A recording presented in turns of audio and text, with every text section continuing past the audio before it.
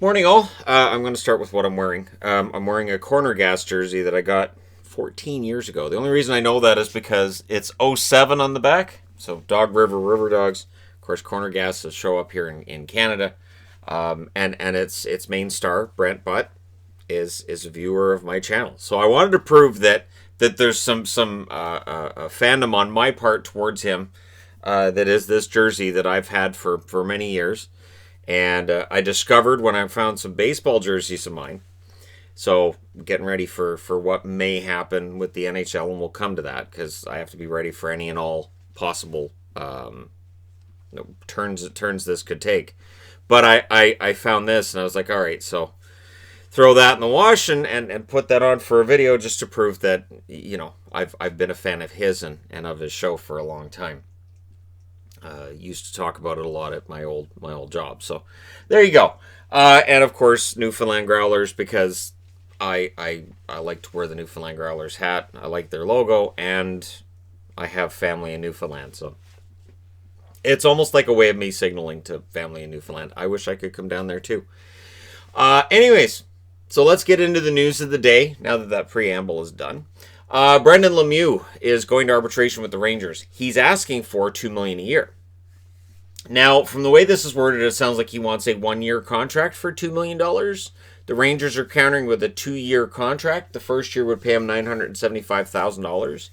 The second year would pay him $1.075 million, so $1,075,000. That's a huge difference right there, especially if he is only asking for 1 year and they're offering 2. So they're nowhere near close. This is not close. So the Rangers, some interesting situations going on with them, with Strome, as mentioned yesterday, and now Lemieux.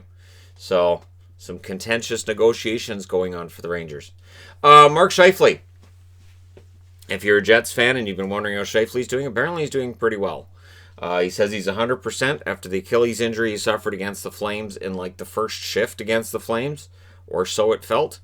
And the Jets never really fully recovered, which is why you go out and you get Stastny, so you have some depth down the middle. And so we'll see. We'll see how things go for Scheifele and the Jets whenever we get back to this. And that's the big question mark that we'll talk about in a second. Ryan Pulock, if you're an Islanders fan, at least you know how much Pulock's going to make this coming year. Pulock's going to make $5 million this year and the next year, or at least it's a 2-year, $5 million cap hit. I didn't actually see if it's the same amount of money both years. It usually isn't. But what this does is it means that for the 2 flat cap years, he makes $5 million. And again, this is that bridge contract. If not for the shutdown and the flat cap, this is a 6-year extension. This is probably $6 million per. But because of the situation we're in, it's 2 years and it's $5 million a year. So sanity is being forced by the current economic system. It's interesting. And this means that Barzal, there's no money to sign Barzal. They're still looking to offload some money somewhere.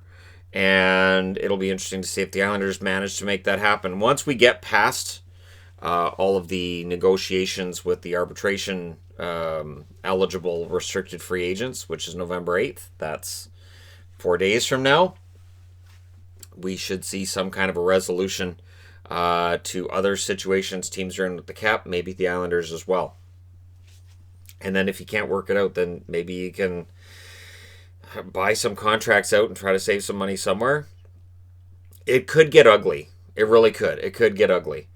But anyways, we'll see what happens with the Islanders with Barzal, but Pulock is done. So that's one less headache for Lou Lamoriello.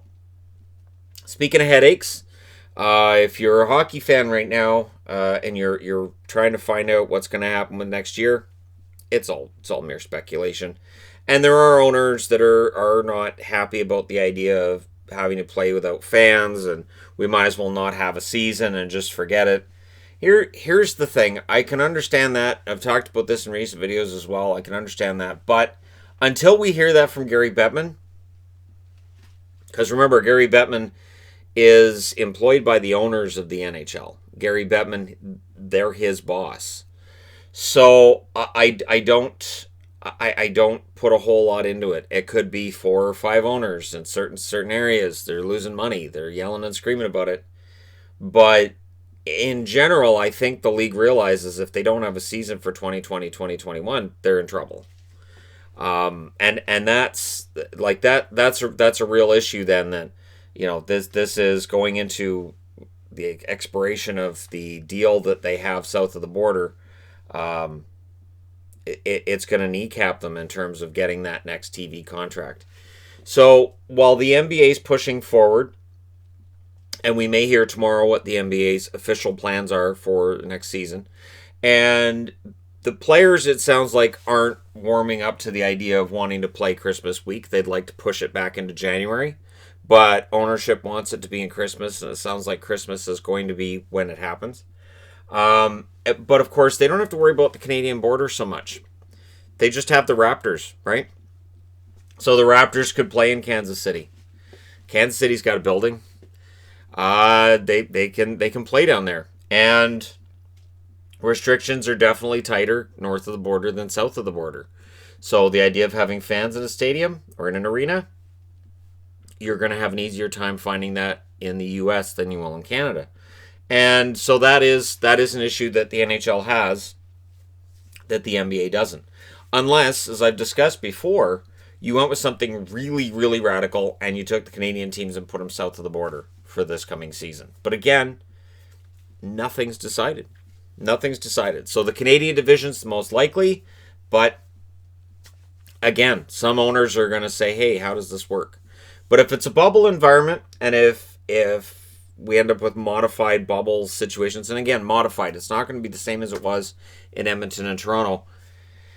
We'll just have to see. But everything's kind of up in the air.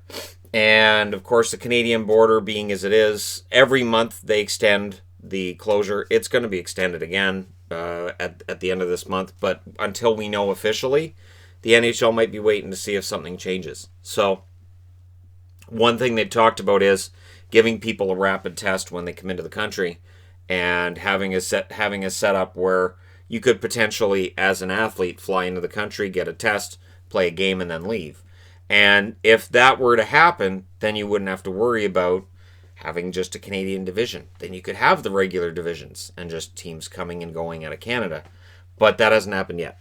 So it hasn't been adopted as a go around as of yet, and we'll see what happens. Because right now, of course, there's the 14-day quarantine when you enter the country, and that's still a thing. So, all right, we'll see what happens. Looks like the NBA may be back first. I only have one NBA shirt. I have a Grizzlies. No, I have two. I have Grizzlies, and I have Spurs. The Spurs is a Kawhi Leonard, so that way Spurs and Raptors fans will be mad at me. The one I have for the Grizzlies is Abdur Rahim, because what else was I going to get? And then I do have a bunch of baseball as well, because, if hockey doesn't come back for this coming season, I've got to be prepared to cover other sports on the other channel, because it's kind of what I'm used to doing, and it's a nice way to break up the day. So there you go. Thank you guys so much for all your support. Hope everybody's calm, relaxed, de-stressed today. Don't forget to hit like and subscribe if you're browsing your way through. You just happened upon this video. Thank you guys so much for all your support and for everything. I will talk to you again soon.